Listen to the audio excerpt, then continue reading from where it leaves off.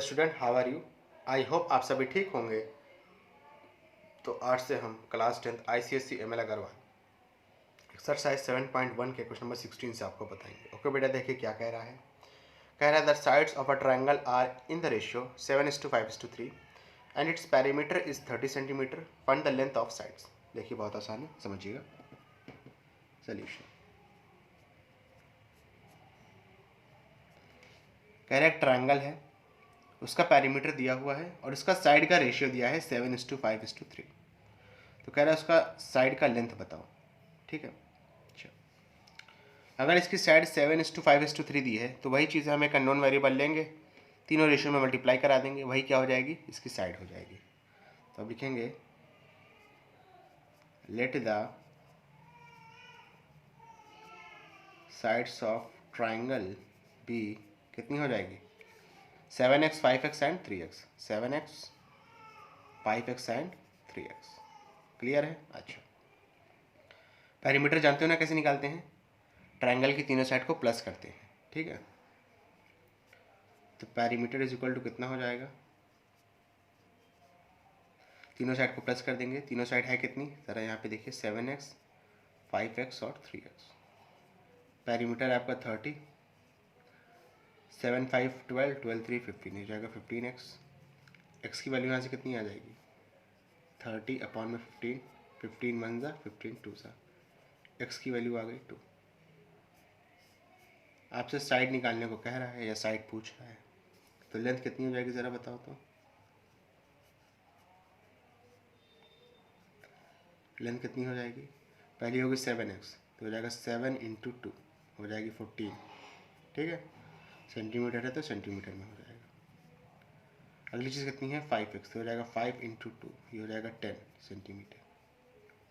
तीसरी कितनी हो जाएगी, थी 3x, तो हो जाएगा 3 × 2, ये कितना हो जाएगा बेटा, 6 सेंटीमीटर। क्लियर है, तीनों साइड की लेंथ आ गई है आपकी। क्लियर है, देख सकते हैं, आसान है। चलो फटाक से इसका स्क्रीनशॉट लो, उसके बाद नेक्स्ट क्वेश्चन एक्सप्लेन करूँगा। चलो बेटा शाबाश ले लो, ये तो काफ़ी आसान था। चलिए इसके बाद देखते हैं। कह रहा है if the angle of a triangle are in the ratio 2:3:4 find its angles. बहुत आसान है, देख लो। कह रहा है ट्रायंगल में उसके एंगल का रेशियो कितना दिया है, 2:3:4। फिर वही चीज़ एक अननोन वेरिएबल लेंगे, जैसा कि हम हमेशा लेते हैं x को इन तीनों रेशियो से मल्टीप्लाई करा देंगे और वही क्या हो जाएगा, मल्टीप्लाई होने के बाद ट्रायंगल का तीनों एंगल आ जाएगा। तो आप लिखेंगे लेट द,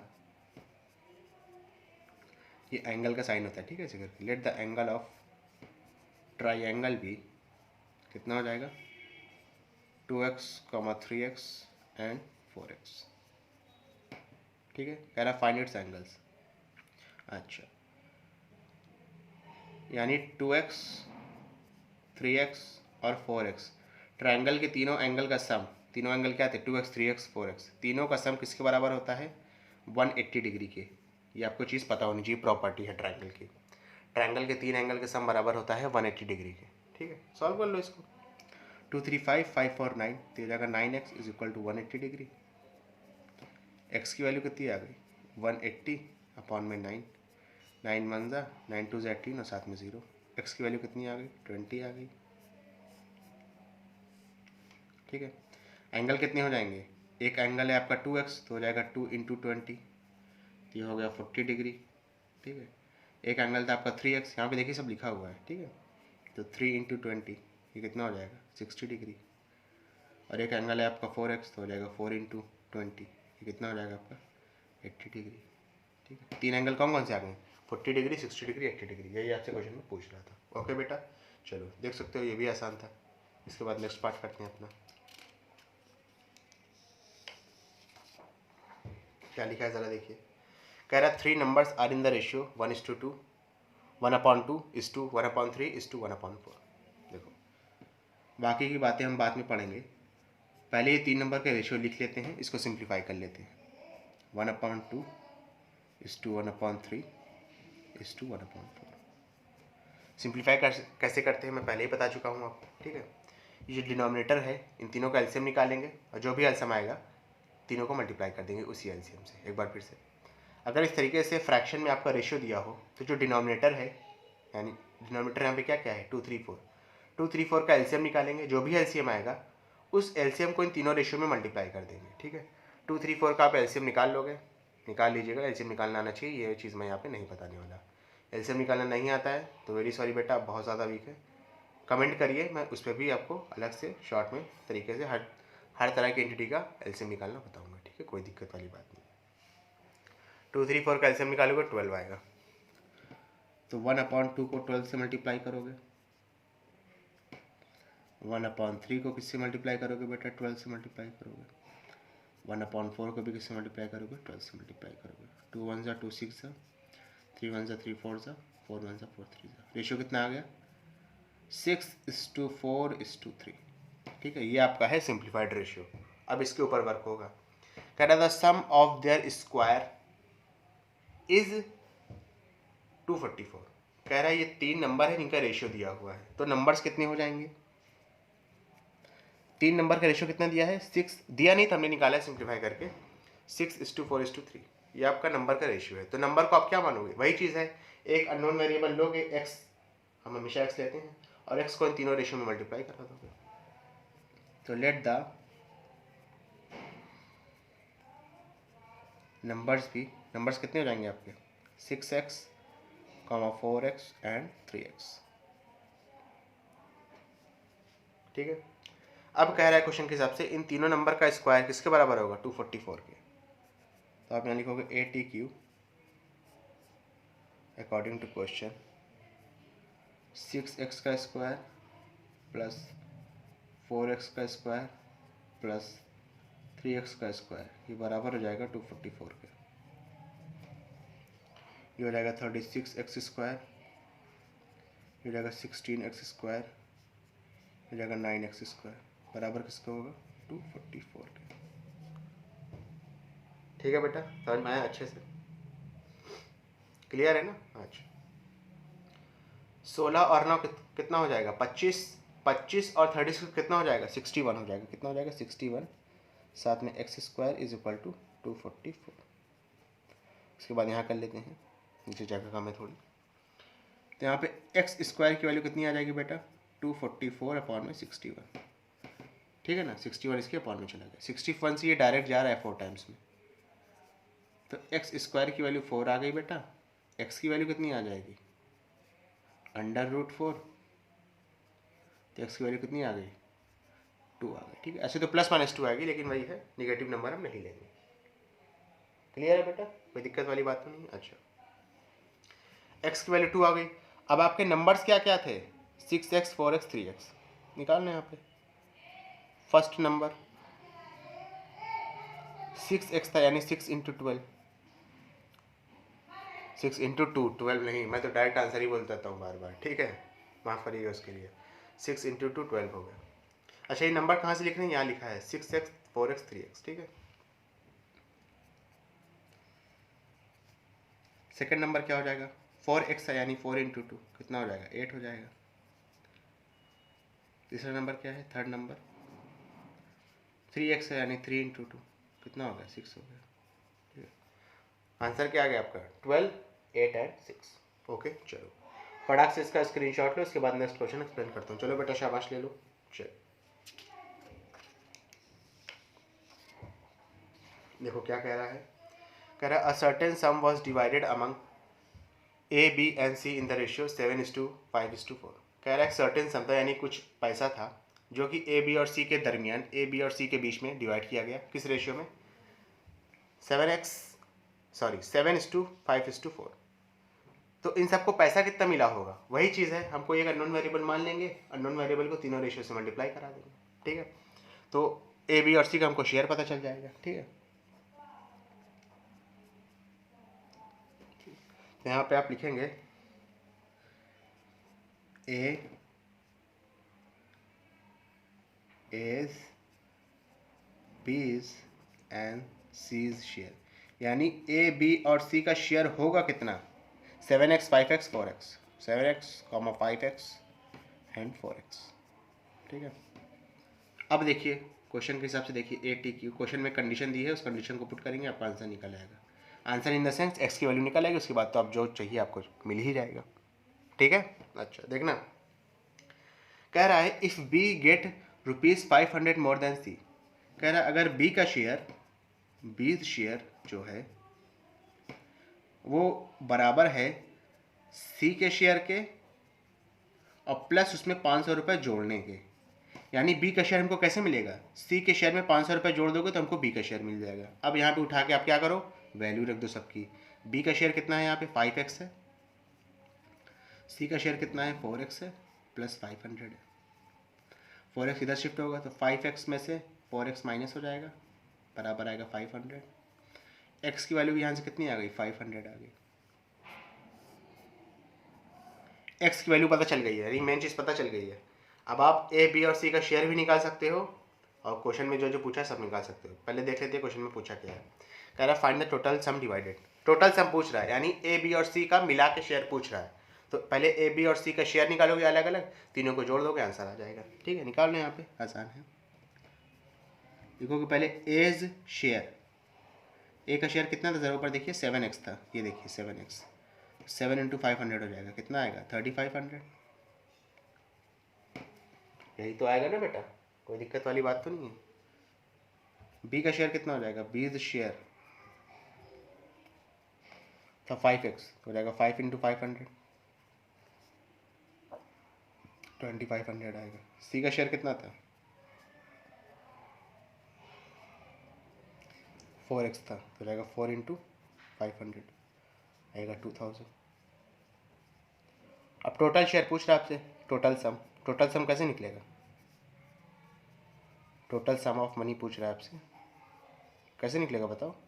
तीनों को उठा के जोड़ देंगे, जोड़ दो 3500, 2500, 2000।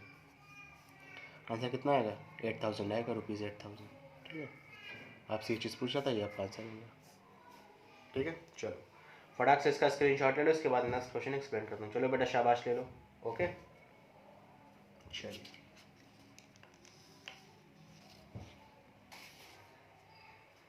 कह रहा है in a business A invest, ये बहुत अच्छा क्वेश्चन है, ठीक है, वेरी इंपॉर्टेंट, लिख लो, वेरी इंपॉर्टेंट, थोड़ा अलग टाइप का है लेकिन अच्छा क्वेश्चन है।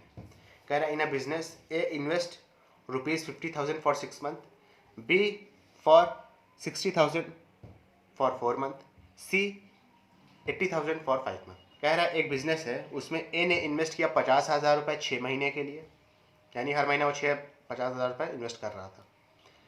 बी ने इन्वेस्ट किया 4 महीने तक 60,000 रुपये, सी ने इन्वेस्ट किया 80,000 रुपये 5 महीने तक। कह रहा है if the together earn, business, जाहिर सी बात है बिजनेस में इन्वेस्ट किया होगा, बिजनेस चला होगा, सारा खर्चा पानी निकालने के बाद उनको जो प्रॉफिट हुआ वो हुआ है 18,800 रुपये। तो कह रहा है find the share of each. तो कह रहा है सबको कितना कितना प्रॉफिट मिलेगा। टोटल प्रॉफिट हुआ है 18,800, सबको अलग अलग कितना प्रॉफिट मिलेगा ये आपको पता लगाना है। अच्छा, अब समझिएगा, जो मैं आपको कंसेप्ट बताने जा रहा हूँ वो हमेशा इस्तेमाल होगा। जो जिस हिसाब से इन्वेस्ट करेगा, जो जितना इन्वेस्ट करेगा वो प्रॉफिट भी उतना ही लेगा। ये चीज़ होता है ना। जैसे मान लो आप कोई बिजनेस करो, उसमें 1 लाख रुपए लगेगा, आप लोग 4 लोग हों, ठीक है, 3 आदमी ने इन्वेस्ट किया है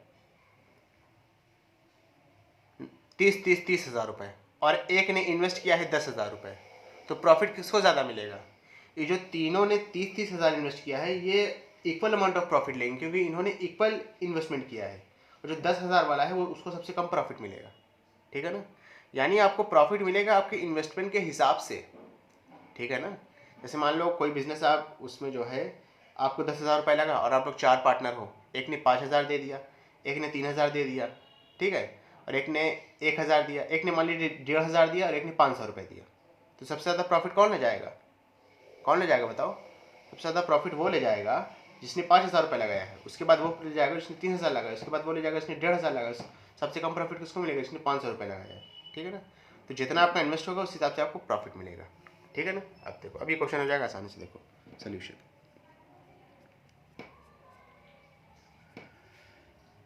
ठीक है,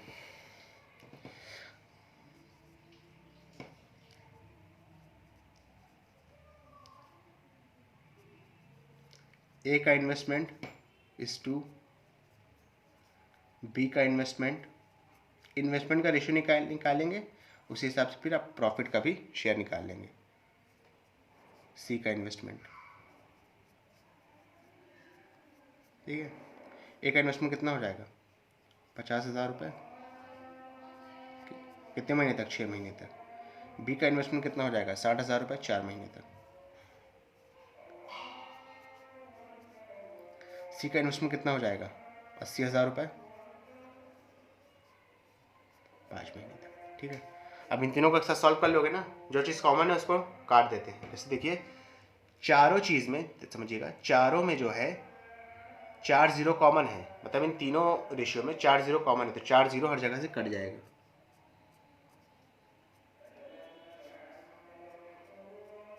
क्लियर है बेटा? समझ में आया अच्छे से? ओके। अब देखिए 5 6 का कितना हो गया? 30। यहाँ से 5 बचा है, 5 6 से 30 हो गया, 6 4 से 24 हो गया, 8 8 से 40 हो गया। अब क्या आप इसको और रिड्यूस कर सकते हो? बिल्कुल कर सकते हो बेटा। 2 से रिड्यूस हो रहा है अभी भी। 2 से काटेंगे इसको तो 15 आ जाएगा, 24 को काटेंगे 12 आ जाएगा, 40 को काटेंगे 20 आ जाएगा। अब इसके बाद ये और ज़्यादा रिड्यूस नहीं हो रहा है, तो अब ये ख़त्म हो गया, ठीक है। यानी ए का इन्वेस्टमेंट, बी का इन्वेस्टमेंट, सी का इन्वेस्टमेंट का जो रेशियो है वो आ गया 15:12:20। अब मैंने बताया था जिसका जिस हिसाब से इन्वेस्टमेंट होगा वो उस हिसाब से क्या लेगा? प्रॉफिट लेगा। अब हम निकाल लेंगे एस प्रॉफिट। ए को कितना प्रॉफिट हुआ, यानी ए को कितना प्रॉफिट मिलेगा? प्रॉफिट तो टोटल मिला के तीनों का होगा ना 18,800। ए को कितना प्रॉफिट मिलेगा, ठीक है। तो ए को मिले, ए का इन्वेस्टमेंट का रेशियो है 15, टोटल रेशियो कितना है इन्वेस्टमेंट का? तीनों को जोड़ दो, जोड़ो ज़रा कितना आएगा? 15 और 12 कितना हो जाएगा बेटा? 27। 27 को 20 जोड़ेंगे कितना आएगा? 47। मल्टीप्लाई होगा किसके? जितना टोटल प्रॉफिट। टोटल प्रॉफिट कितना है? 188,000। 47 से डायरेक्ट जा रहा है 188। कितनी बार में? 4 टाइम्स में, ठीक है ना। 00 यहाँ पे लिखा है, 00 लिख दो। मल्टीप्लाई करेंगे कितना आएगा?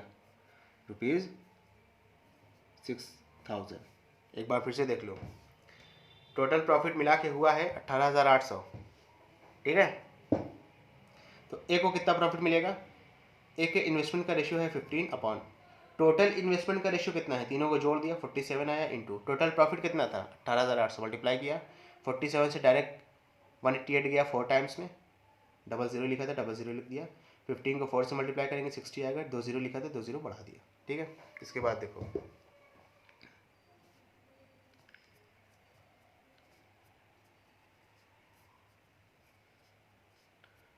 12 अपॉन में 47 इंटू 188,000 कितना आएगा ज़रा देखो? 400। आंसर कितना आया? 4800, ठीक है। ऐसे आप सी का प्रॉफिट निकाल लो। सी का रेशियो कितना है? 20 इन्वेस्टमेंट का। टोटल इन्वेस्टमेंट का रेशियो कितना है? 57 इंटू 188,000, 4 बार में गया 00। आंसर कितना आ जाएगा? कितना आएगा? 8,000 आ जाएगा, जी हाँ, ठीक है ना। सी को प्रॉफिट हुआ है 8,000 का जो मिला है, ए को प्रॉफिट हुआ है 6,000 का, बी को प्रॉफिट हुआ है 4,800 का।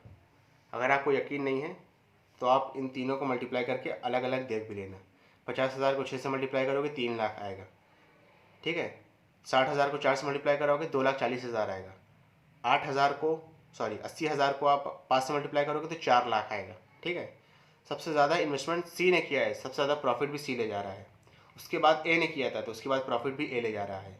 सबसे कम इन्वेस्टमेंट बी ने किया था, 2,40,000 किया था, तो वो सबसे कम प्रॉफिट ले जा रहा है। ओके बेटा, अच्छे से समझ में आया? कोई दिक्कत तो नहीं है स्टूडेंट। अगर आपको ये वीडियो पसंद आई हो तो इसको लाइक करें, कमेंट करें, शेयर करें, और इस वीडियो को उन बच्चों तक ज़रूर पहुँचाएं जो कोचिंग को अफोर्ड नहीं कर सकते। Thank you.